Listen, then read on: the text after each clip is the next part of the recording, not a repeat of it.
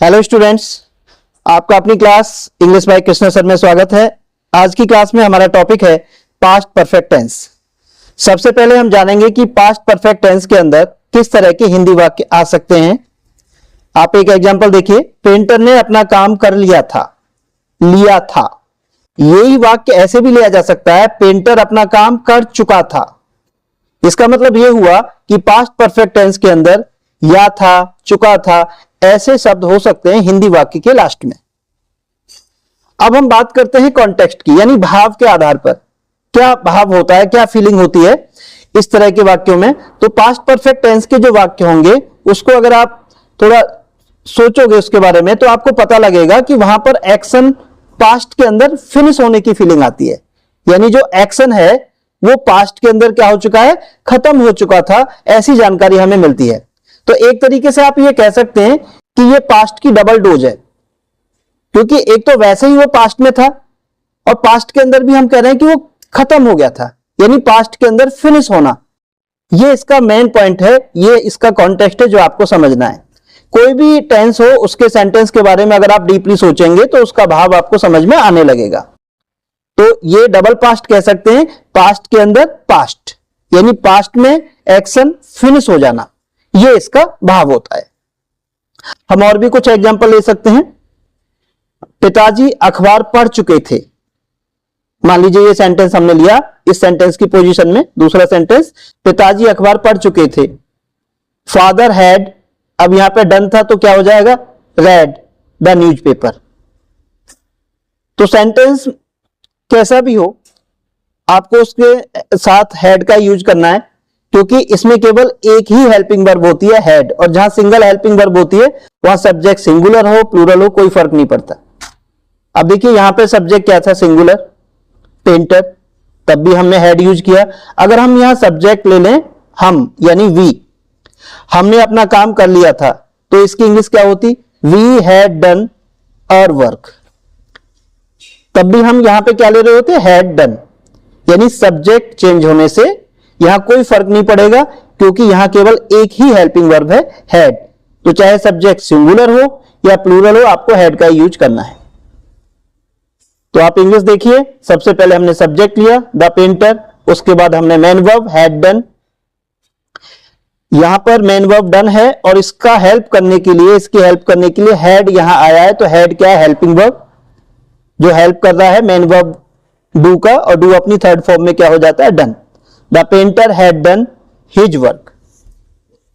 यहां पे ये जो शब्द आ रहा है हिज, ये किस लिए आ रहा है, अपना के लिए। यहां इसमें थोड़ा ट्विस्ट है, ध्यान से समझें। अपना की जो इंग्लिश होती है वो कभी अपनी नहीं होती, वो किस पे डिपेंड करती है, सब्जेक्ट पर।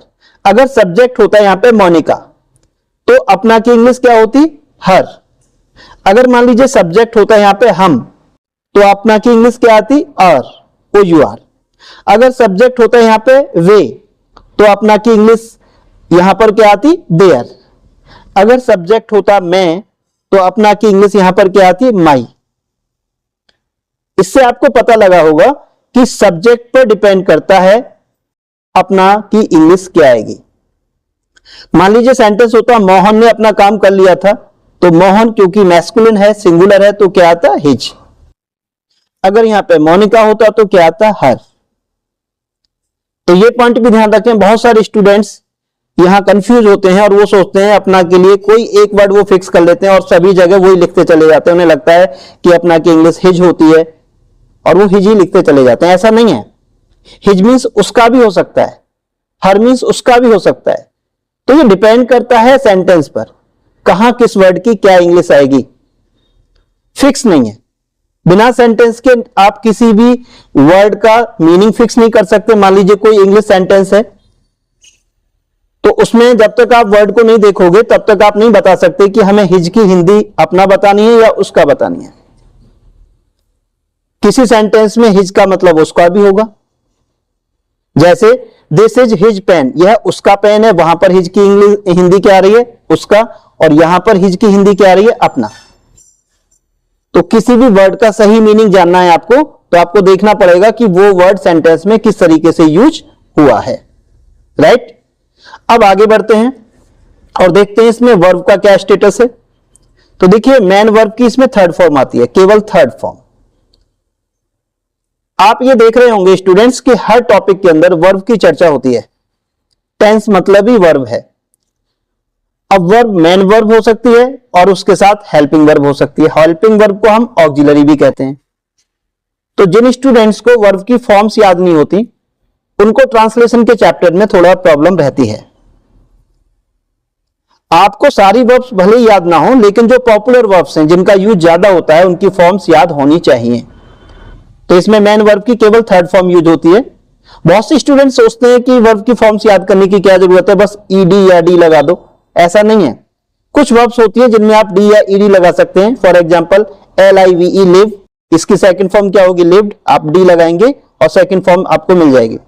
लिव में आप डी लगाएंगे, थर्ड फॉर्म भी मिल जाएगी आपको, क्योंकि इसकी सेकंड और थर्ड फॉर्म सेम होती है, LIVED LIVED। लेकिन बहुत सी वर्ब ऐसी हैं जिनमें ऐसा नहीं होता। फॉर एग्जाम्पल डू, डू का सेकंड फॉर्म डिड और थर्ड फॉर्म डन। एक एग्जाम्पल और लीजिए, फ्लाई, फ्लाई का सेकंड फॉर्म फ्लू और third form phloem. Drive, drive का सेकंड फॉर्म क्या है, ड्रोव DROVE और थर्ड फॉर्म ड्रिवन DRIVEN। तो आप ये फॉर्मूला लेके नहीं चल सकते कि सभी में हमें डी या ईडी लगा देना है। तो वर्ब की फॉर्म्स अगर आपको याद होंगी तो थोड़ा आसानी रहेगी जितने भी टॉपिक्स हैं ग्रामर को उनको समझने में। ऐसा कोई चैप्टर नहीं है इंग्लिश ग्रामर के अंदर जिसमें वर्ब की फॉर्म्स की जरूरत ना हो। तो माय डियर स्टूडेंट्स, कम से कम 300-400 वर्ब्स और उनकी फॉर्म्स आपको जरूर पता होनी चाहिए, जो ज्यादा पॉपुलर है, जिनका यूज वाइडली होता है। और देखिए इसमें हेल्पिंग वर्ब क्या आती है, पास्ट परफेक्ट में हैड, राइट। अब आगे बढ़ते हैं, बात करते हैं स्ट्रक्चर्स की। और यहां हम एक बात और बताना चाहेंगे, जैसे कि हमने पहले भी बताया था कि हेल्पिंग वर्ब्स के साथ जब हम नॉट लगाते हैं तो एक कॉन्ट्रैक्शन बन जाता है। और स्पोकन इंग्लिश के अंदर कॉन्ट्रैक्शंस का यूज ज्यादा होता है, यानी शॉर्ट फॉर्म्स का यूज ज्यादा होता है। तो हैड नॉट को शॉर्ट में, यानी कॉन्ट्रैक्शन इसका क्या है, इसकी शॉर्ट फॉर्म क्या हो जाती है, हैडन। हैड और एन के बाद हमने ओमिशन मार्क लिया और फिर टी लिखा, ओ हमने ओमिट किया है यहां पे।